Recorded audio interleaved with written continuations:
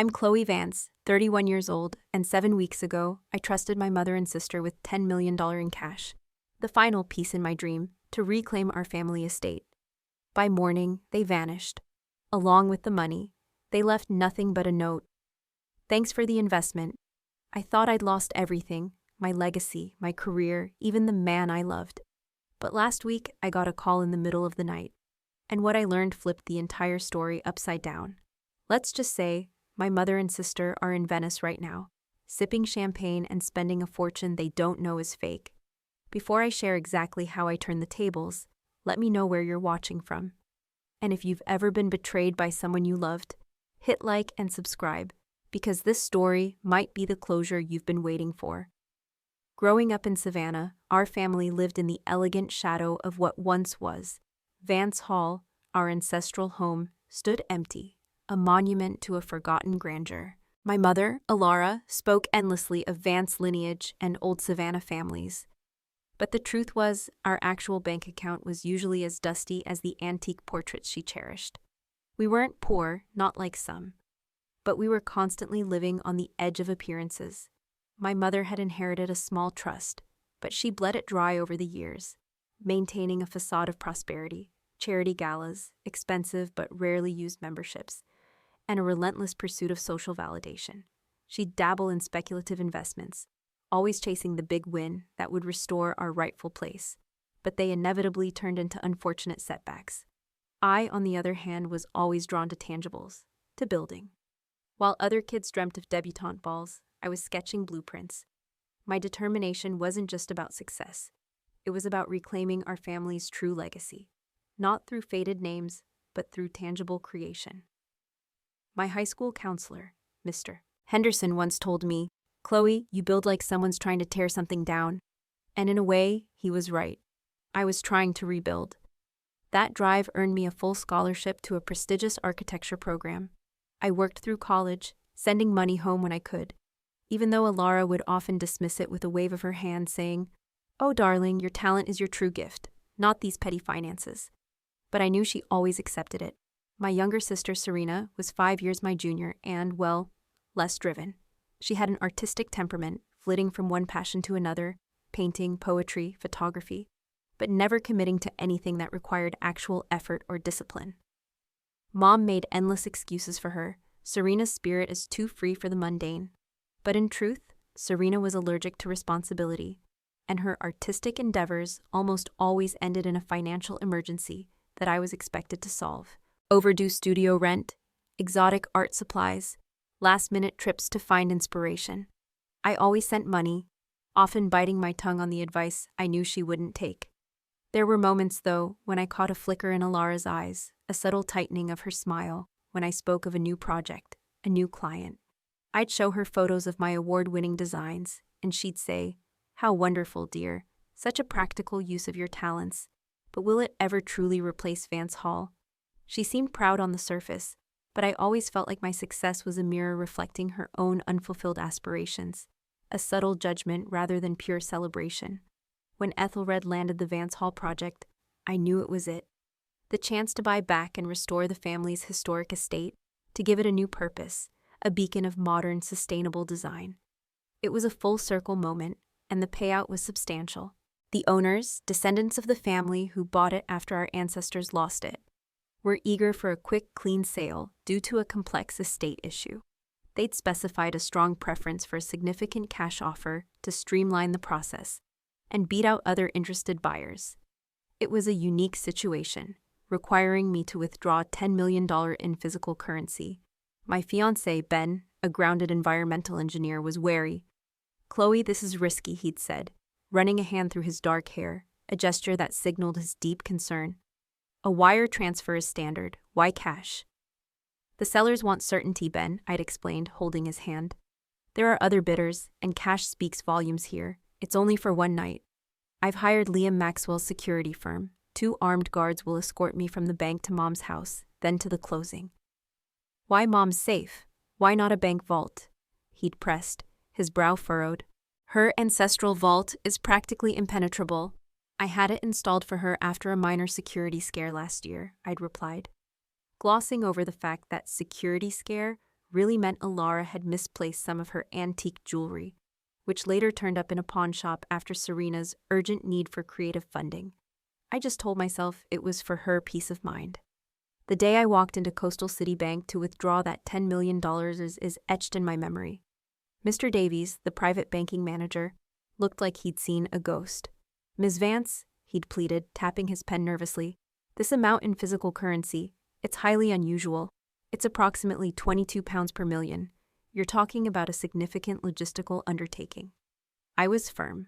I'd done my research, had my security arrangements, and I knew a cash offer would clinch Vance Hall. After what felt like an eternity of waivers and stern warnings, the bank reluctantly began preparing the funds.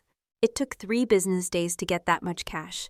When I told Liam, my security contact, about the unique nature of the withdrawal, he'd suggested a contingency protocol, given the sensitive family dynamics he'd observed over the years when guarding my high-value architectural models. I'd signed a quick addendum during a chaotic moment at the bank, barely glancing at the fine print, just trusting Liam implicitly.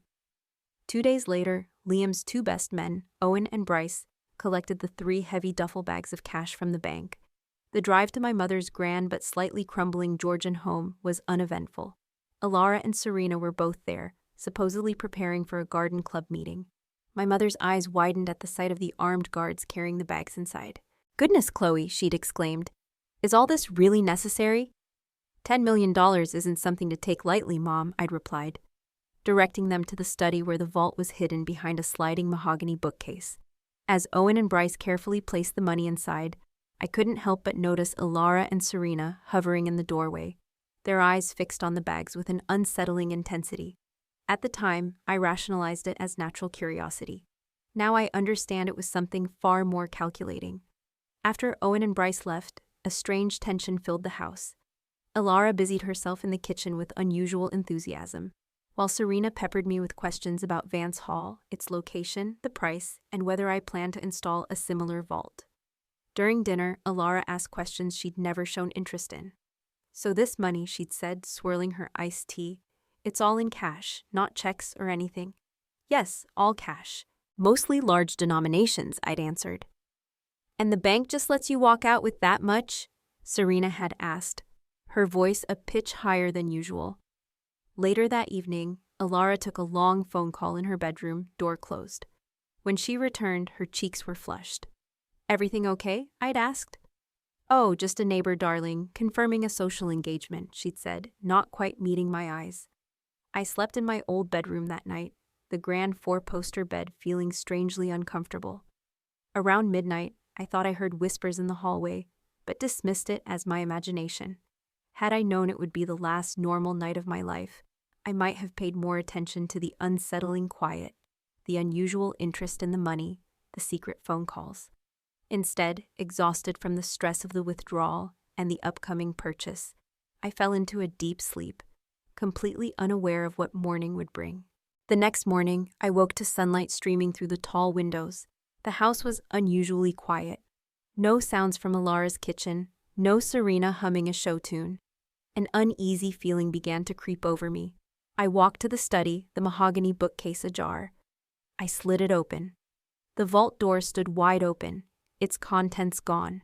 "No, no, no, no," I whispered, my voice rising with each repetition until I was screaming, "No!" I tore through the house, checking every room, every closet, as if the missing money might be hiding somewhere. In the kitchen, I found a note propped against the antique porcelain vase, written in Alara's elegant cursive hand. "Chloe, thanks for the investment. We can finally live the life we truly deserve. Don't try to find us. Alara and Serena." My legs gave way and I sank to the kitchen floor, the note clutched in my trembling hand. The room seemed to spin as the truth settled in my gut like a block of ice. My own mother and sister had stolen my money and fled. I fumbled for my phone and called Ben, barely able to form coherent sentences through my sobs. "They're gone. The money. All of it. They took everything." "Chloe, slow down. Who's gone? What happened?" His voice was thick with sleep. "Mom and Serena. They cleared out the vault and disappeared. $10 million. 20 minutes later, Ben burst through the front door, his eyes wild with concern. He found me sitting at the kitchen table, staring blankly at my phone. "I've called them 20 times," I said without looking up. Mom's phone goes straight to voicemail. Serena's rings once, then disconnects. They've blocked me. Ben knelt beside me, taking my hands in his. "We need to call the police right now." The next few hours passed in a blur. 2 patrol officers arrived first, followed by Detective Miller, a sharp-eyed woman with salt and pepper hair. She took detailed notes as I explained the situation, her expression giving away nothing. "Let me make sure I understand," she said. "You voluntarily brought $10 million in cash to your mother's house, placed it in her vault, and now both your mother and sister are gone along with the money?" Put like that, it sounded impossibly naive. I nodded, shame burning my cheeks. "And you have documentation for this cash withdrawal?" I showed her the bank receipts and security company paperwork.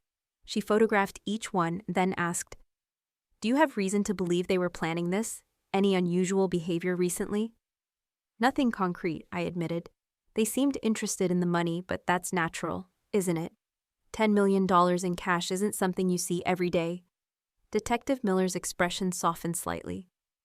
"Ms. Vance, I'll be honest with you. This is a complex situation.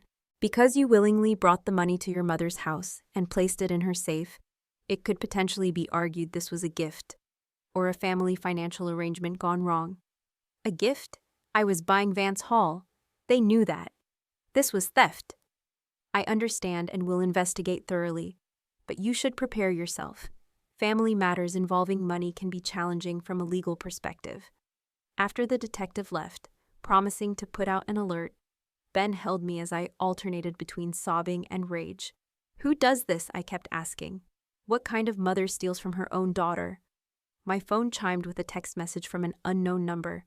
With shaking hands, I opened it to find a photo of Alara and Serena boarding what appeared to be a private jet, both wearing oversized sunglasses and wide smiles.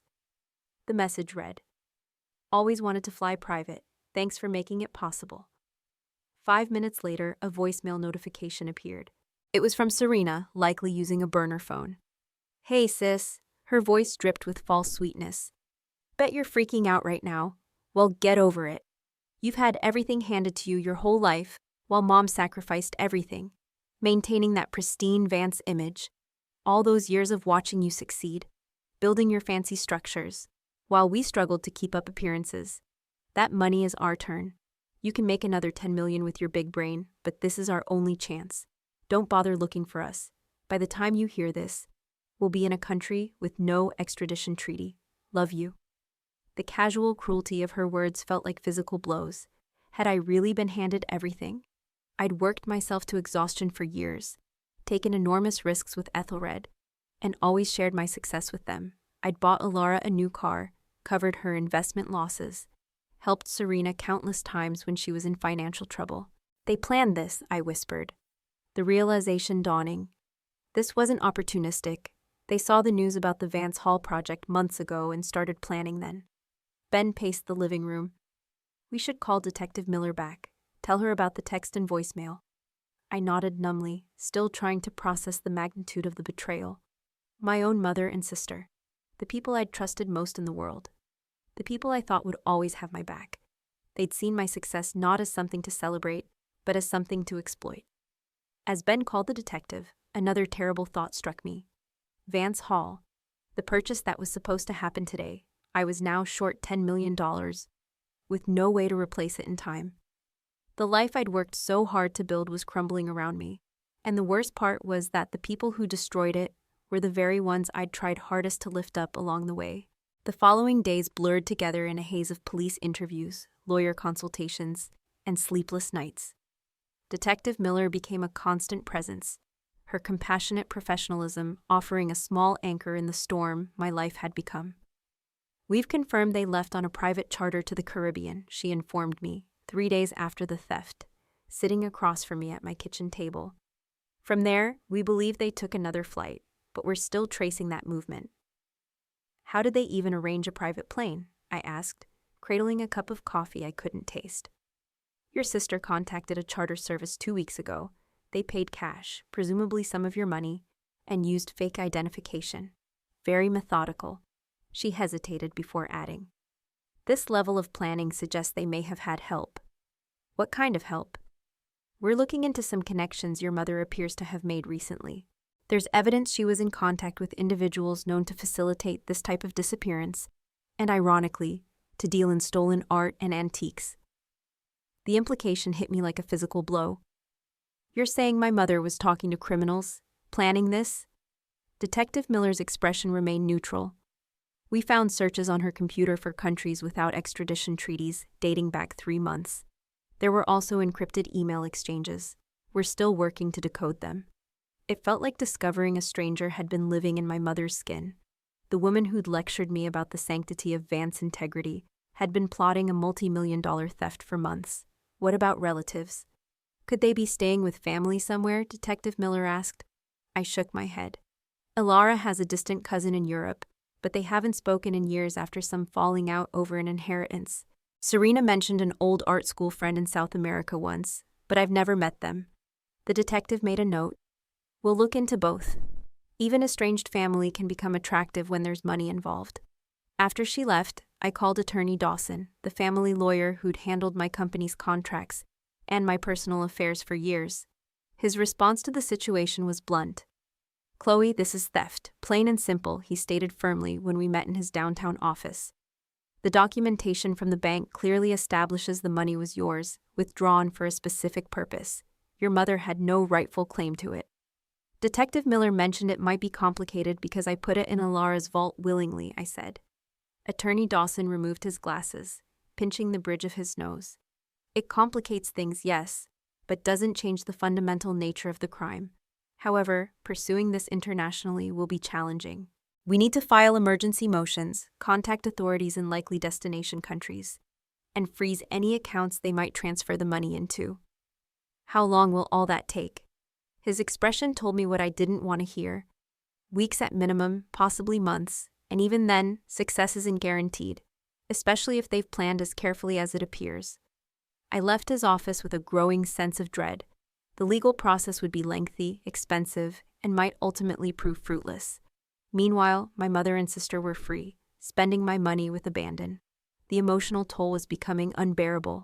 I started seeing Dr. Harper, a therapist specializing in trauma and betrayal, twice weekly. In her softly lit office, I struggled to articulate the depth of my pain. I keep replaying every interaction, looking for signs I missed. I admitted during my 3rd session. Was Ilara always this person?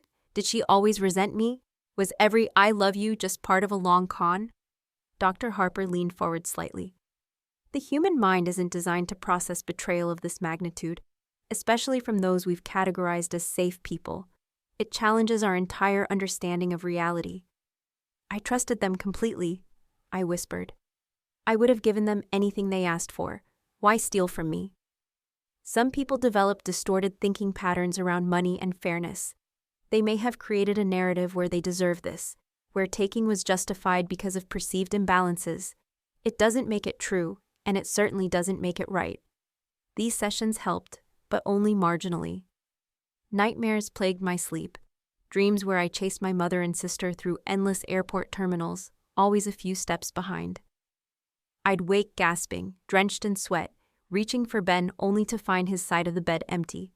He'd taken to sleeping in the guest room, claiming my restlessness kept him from getting the sleep he needed for work. Our relationship was another casualty of the theft. What had once been a partnership full of warmth and understanding was becoming increasingly strained. Small disagreements escalated into arguments. Silence stretched between us like physical distance. You need to start thinking about moving forward, Ben said one evening after I'd spent hours on the phone with Detective Miller discussing a possible sighting of my mother in the Mediterranean. It's been almost 6 weeks, Chloe, moving forward. They stole $10 million from me, Ben? I know, he sighed, exhaustion evident in his voice.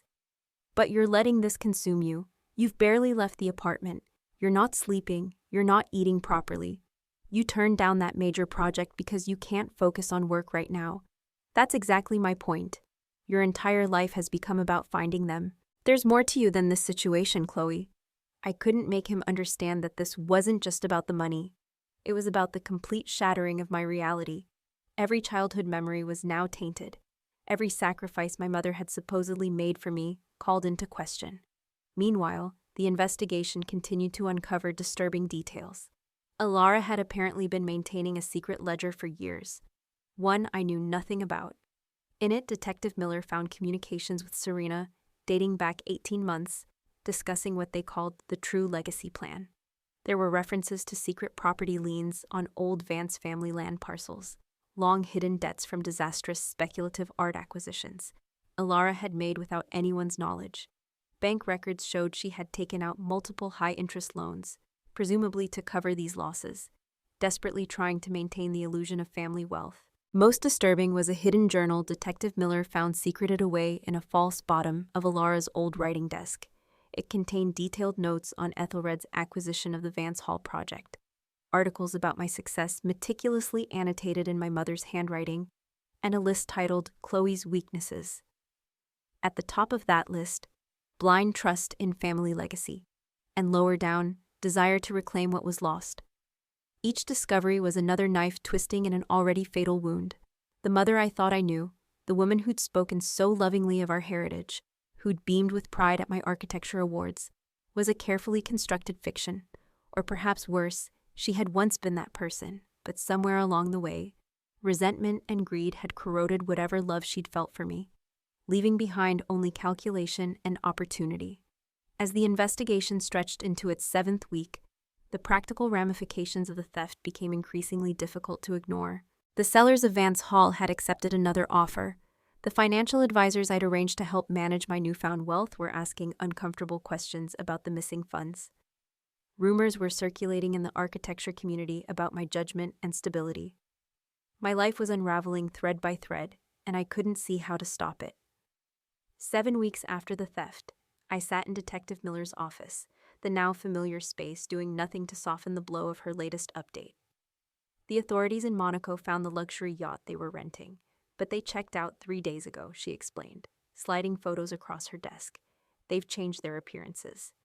I stared at the surveillance images. Alara's signature silver bob was now long and dyed a rich blonde. Serena had gone brunette and was wearing colored contacts that changed her hazel eyes to dark brown. Both had lost weight and were dressed in expensive designer clothes I didn't recognize. They don't even look like themselves, I murmured, tracing my finger over my mother's face. The woman in the photo was a stranger with Alara's bone structure. They're using the names Eleanor and Sophia Carrington.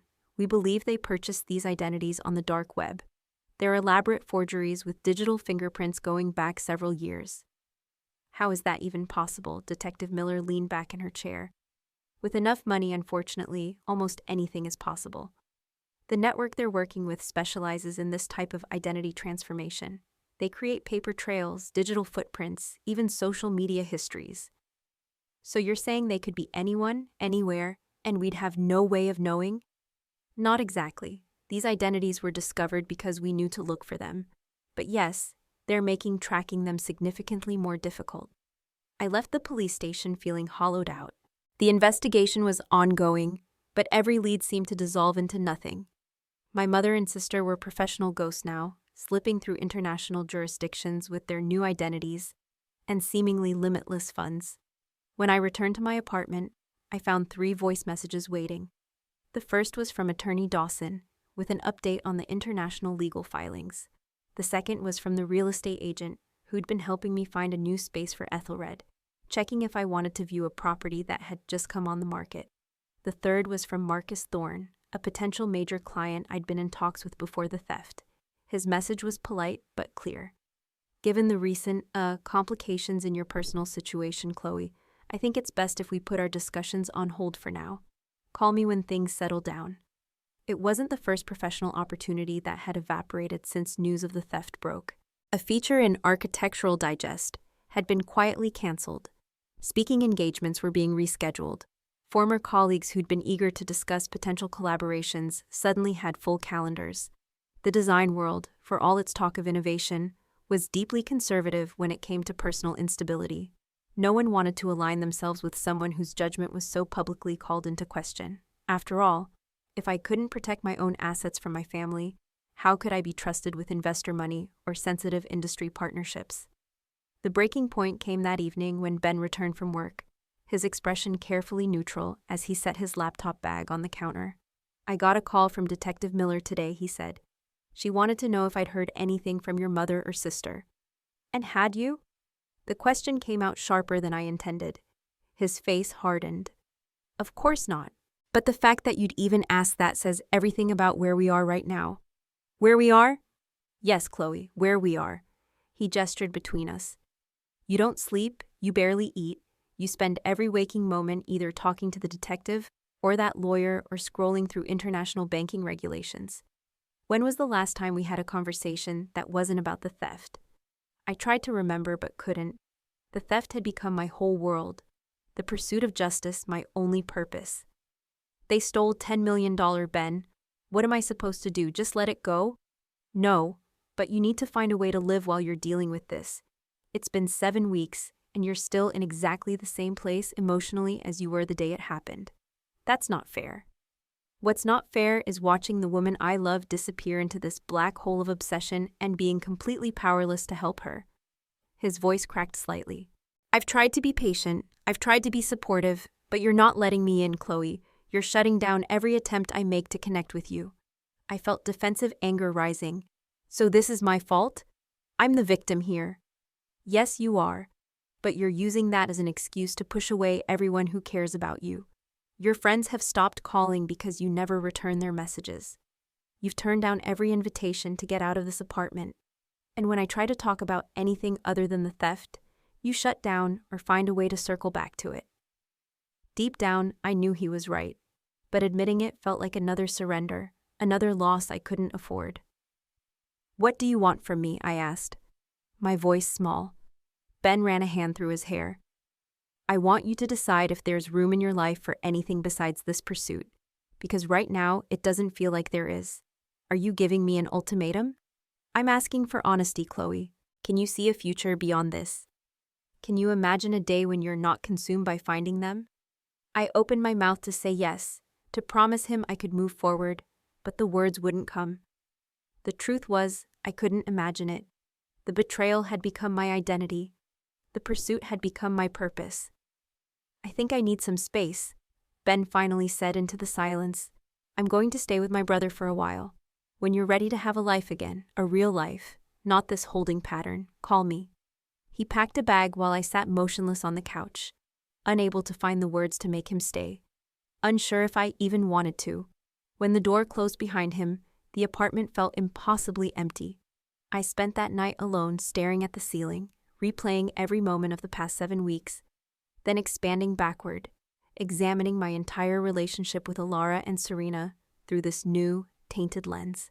Had there been signs all along? Had I been willfully blind because acknowledging the truth was too painful? Or had they genuinely changed, corrupted by the prospect of wealth beyond their imagining? I'd reached rock bottom. I hadn't slept. I hadn't eaten. Ben was gone. My professional reputation was in tatters. The money was still missing, and despite weeks of international investigation, my mother and sister remained free, enjoying the fruits of their betrayal. I stood in my kitchen, staring at my reflection in the darkened window. The woman looking back at me was a stranger, hollow-eyed, gaunt, defeated. This wasn't who I was. This wasn't who I wanted to be. Something had to change. I just didn't know what or how. The call that changed everything came at 2:17 a.m., jolting me from a restless sleep. I fumbled for my phone, squinting at the screen. Liam Maxwell, one of the security guards who escorted me to my mother's house that fateful day. "Liam, what's wrong?" My voice was thick with sleep. "Ms. Vance, I apologize for calling so late, but I need to speak with you immediately, in person. It's about your situation." Fully awake now, I sat up. "It's the middle of the night. Can this wait until morning?" "No, ma'am, it can't. What I need to tell you shouldn't be discussed over the phone. I can be at your apartment in 20 minutes. His tone left no room for argument.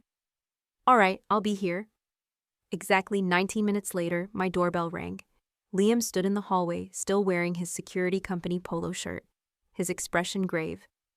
"Thank you for seeing me," he said as I let him in. "Is the apartment secure? No cleaning service or maintenance staff been here recently?" "No, just me. What's this about, Liam?" He scanned the living room before speaking. "The money your mother and sister took, it wasn't real." The world seemed to tilt on its axis. What? The cash in those bags was counterfeit. Sophisticated fakes, but fake nonetheless. I sank onto the couch, struggling to process his words. That's impossible. I withdrew it from Coastal City Bank myself. Owen and Bryce were there. Liam nodded. Yes, but what you don't know is that Kyle, my boss, has a standard protocol for high-value transports, especially when a client expresses any pre-existing concerns. All cash bundles are tagged with tracking devices and security strips that detect the chemical composition of real currency. 3 days before the withdrawal, when we first discussed the scale of this, you contacted Kyle privately. You said you had concerns about your mother's intentions, about her past financial dealings, and wanted to set up a contingency plan. You had us swap the real cash for counterfeits at our secure facility even before it went to the bank. You signed a special instruction form, which you likely glanced over during the stress of that initial bank withdrawal. The authentic currency has been held in our most protected vault ever since. My head spun. Liam, I never did that. I would remember something like that. He reached into his pocket and withdrew a folded document. This is the special instruction form you signed. That's your signature, isn't it? I stared at the paper, at my unmistakable signature, authorizing exactly what Liam had described. A memory flickered. Liam pulling me aside at the bank. A brief conversation I dismissed as standard security protocol, signing something without fully reading it amid the chaos of the massive withdrawal. I don't remember this specifically, I admitted, but everything was so chaotic that day. Kyle wanted to contact you immediately after your mother took the bags, but our monitoring system for the security strips malfunctioned. We only confirmed the switch happened yesterday when we did a full system diagnostic. He sent me to tell you in person because of the sensitive nature of the situation. So my mother and sister have bags full of extremely convincing, but ultimately worthless paper? Laughter bubbled up from somewhere deep inside me, a strange, almost hysterical sound that I couldn't control. All this time, all this anguish, and my mother and sister had stolen worthless counterfeits. The cosmic justice of it was almost too perfect to believe. The real $10 million, I said when I could finally speak normally again. It's in your secure facility, waiting for my instructions? Yes, Ms. Vance, untouched. And the tracking devices and the fake money? I asked, a plan already forming in my mind. Still active. We can monitor their location in real time. He showed me a tablet displaying a blinking dot on a map, currently showing movement in Venice. I straightened my shoulders, feeling truly awake for the first time in weeks. I want everything you have on their movements, every location, every stop, every transaction you can trace. Ms. Vance, if I may ask, what are you planning to do? A smile spread across my face, not the broken, hollow expression I'd worn for weeks, but something sharper, more determined, something I should have done from the beginning. I'm going to take control of the situation. Over the next 72 hours, I transformed from victim to strategist. I assembled a small, trusted team, Liam for security expertise, Detective Miller, who was initially skeptical but quickly convinced by the irrefutable evidence Liam provided, Olivia Chen, my former chief operations officer and closest friend, who brought her sharp, analytical mind, and Attorney Dawson, who helped navigate the international legal complexities. We gathered in a conference room at Liam's facility, surrounded by maps, financial records, and surveillance photos. The tracking data from the counterfeit money had given us a detailed picture of Alara and Serena's movements across Europe and Asia. They've established a pattern, I explained, pointing to the map. After Monaco, they went to Rome, then Florence. Now they're in Venice. They're staying at 5-star resorts, shopping at luxury boutiques, dining at Michelin-starred restaurants. They're spending what they think is my money as quickly as possible. Based on their current rate of expenditure, Olivia, they'd run through all 10 million within 18 months. They're not just spending, Detective Miller added. They're flaunting. Look at these social media accounts we've identified. She displayed several Instagram profiles showing carefully cropped photos of luxury goods, exotic locations, and champagne toasts. Though the faces were never clearly visible, I recognized Alara's distinctive pearl necklace, Serena's unique hand tattoo. They want me to see it, I realized. They think I'm tracking these accounts, watching them enjoy what they stole from me, which gives us an advantage. They're predictable, Liam said. Based on their social media posts and spending patterns, we believe they're headed to an exclusive art auction in Venice next week, planning to acquire a stolen Renaissance painting, a highly illicit but prestigious purchase that fits their old money fantasy, and one where cash would be preferred. Then that's where we'll be waiting, I decided. I want to see their faces when they realize what they actually took. The plan came together with military precision. Private investigators in Italy confirmed Alara and Serena had booked private viewings for the auction and made reservations under their false identities at the exclusive Gritti Palace. Attorney Dawson arranged for cooperation from Italian financial authorities, interested in the movement of counterfeit currency and art fraud. 5 days later, I sat in a first-class seat bound for Venice, Olivia beside me, reviewing our strategy one final time. For the first time since the theft, I felt something like peace. Not because I was about to confront the people who had betrayed me, but because I had reclaimed my agency, my power. "Are you nervous?" Olivia asked as our plane began its descent. I considered the question carefully. "No," I replied, surprising myself with the truth of it. "I'm ready."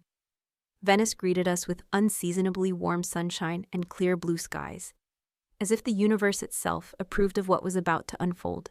Our team established a command center in a suite at a hotel near the Gritti Palace, where Liam's surveillance confirmed Alara and Serena had checked in that morning. "They've confirmed their attendance at the auction at the Palazzo Contarini for tonight," Detective Miller informed us, reviewing the intelligence gathered by our Italian counterparts. "Private viewing room for the painting, just before the main auction. Champagne pre-ordered." "Perfect," I said, studying the palazzo's floor plan. "We'll confront them there. Public enough that they can't make a scene. Private enough for what needs to be said." Attorney Dawson adjusted his tie nervously. "Remember, we have Italian financial authorities and the Carabinieri art squad standing by. Once we confirm the counterfeit bills are in their possession, they'll move in." I nodded, but a strange calm had settled over me. The fury that had driven me for weeks had transformed into something colder, more focused. This wasn't about revenge anymore. It was about closure, about reclaiming my narrative. At precisely 8:15 p.m., I walked into the Palazzo Contarini, wearing a simple black architectural gown, hair pulled back in a sleek ponytail. Olivia and Liam positioned themselves at the entrance. Detective Miller waited outside with the Italian authorities. Attorney Dawson remained at the command center, coordinating our legal response. I spotted them immediately. My mother wore an emerald green designer gown I'd never seen before, her newly blonde hair elegantly styled. Serena was draped in what appeared to be vintage couture, diamond earrings catching the light as she laughed at something on her phone. On a pedestal before them, illuminated by a spotlight, was the small, exquisite Renaissance painting they were about to acquire. On a nearby table sat an open bottle of Prosecco and a black Hermes handbag that likely contained some of the counterfeit cash. They didn't notice me until I was standing directly beside their table. "Room for one more?" I asked quietly. The transformation in their expressions would have been comical under different circumstances. Shock, fear, and confusion chased each other across their faces as they registered my presence. "Chloe?" My mother's voice was barely a whisper. "How did you find you?" "It wasn't difficult. You haven't exactly been subtle." I pulled out a chair and sat down, signaling to the hovering attendant that everything was fine. "Nice painting and nice dress, Ilara. Is that Valentino?" Serena recovered first, her expression hardening. "What do you want? Come to beg for your money back?" I smiled, the calm inside me deepening. "Actually, I came to ask how you're enjoying spending it. Is it everything you dreamed it would be? Was it worth it? Worth destroying our family? Worth becoming fugitives? Worth throwing away any shred of integrity you might have had left?" Alara's eyes narrowed with suspicion. "What kind of game are you playing?" "No game. I'm genuinely curious. $10 million is a lot of money. Has it been worth it?" "Save the guilt trip, Chloe."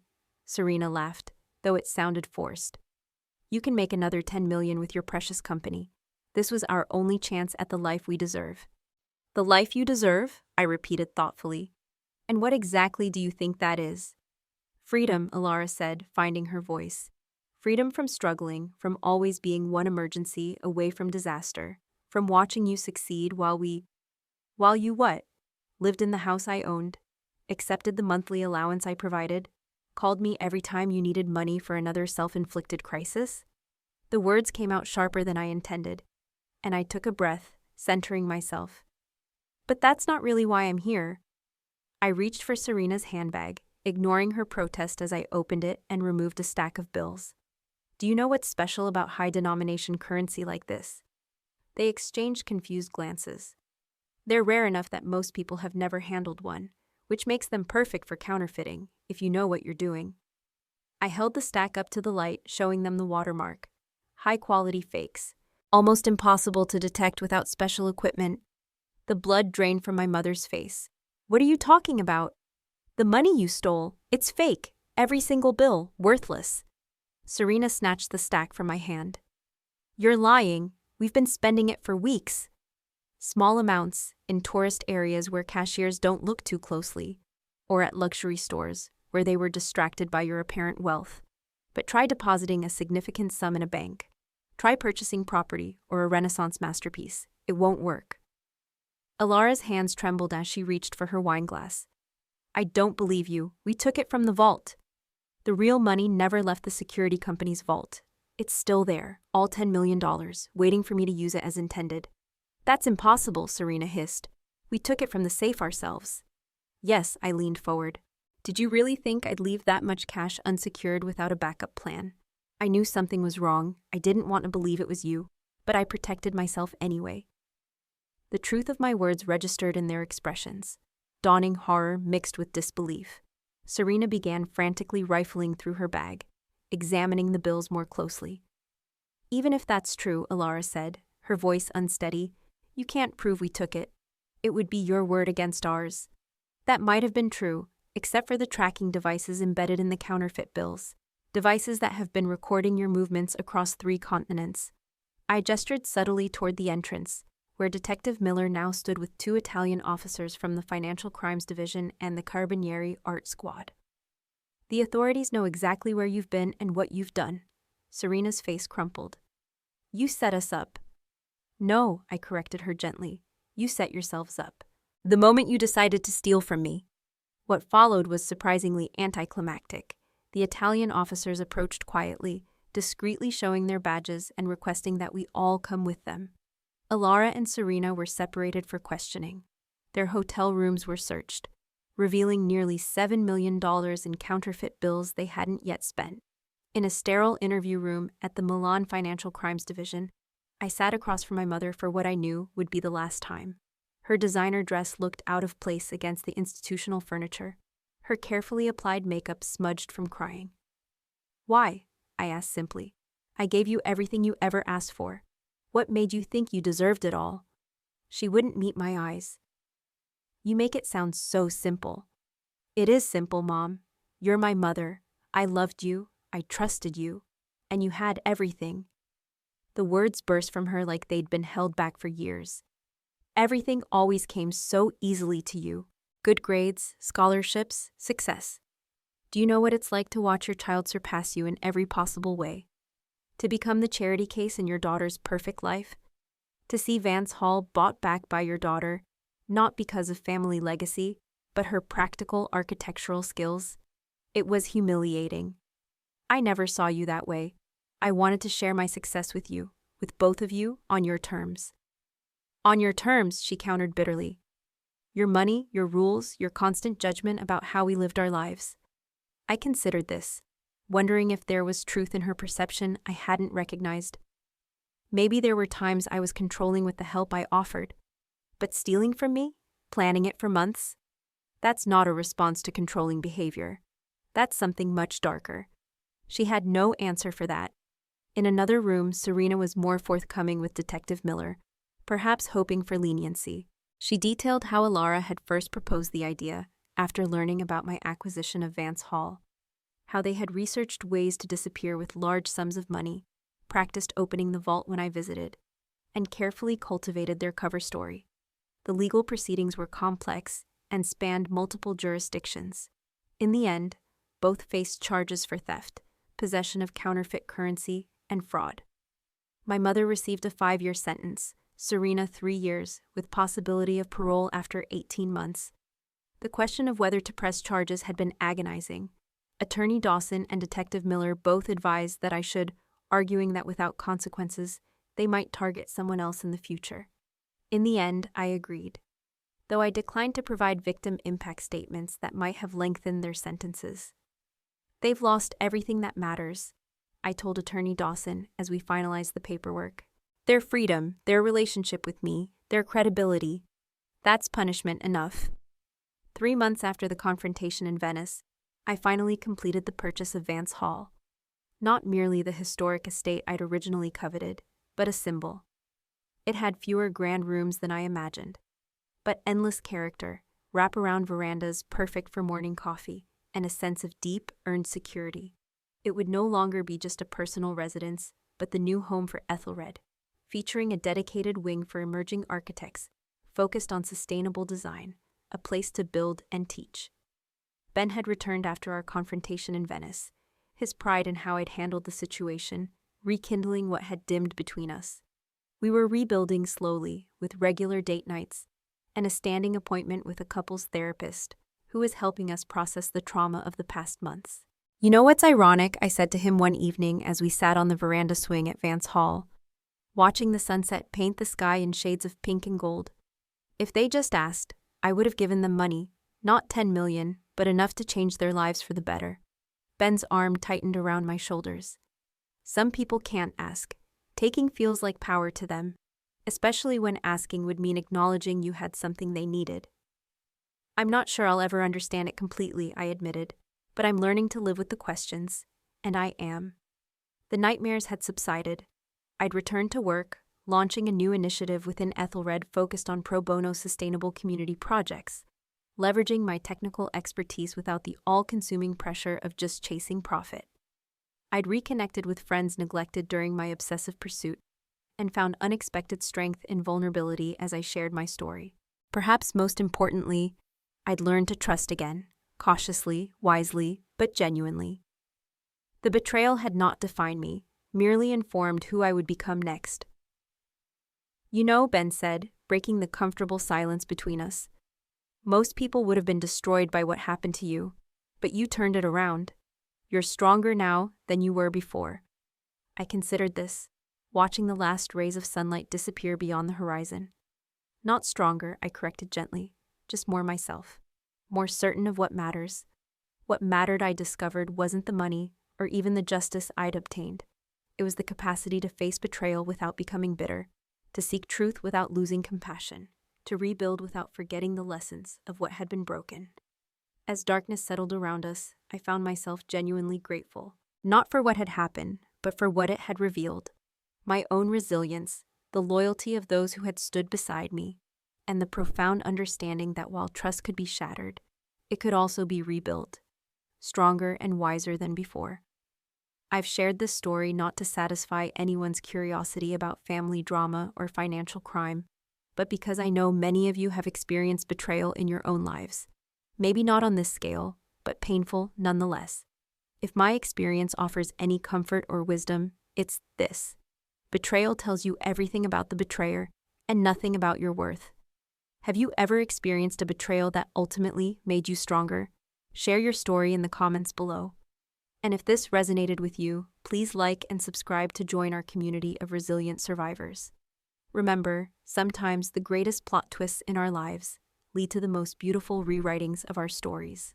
Thank you for listening, and until next time, trust wisely, but never stop trusting completely.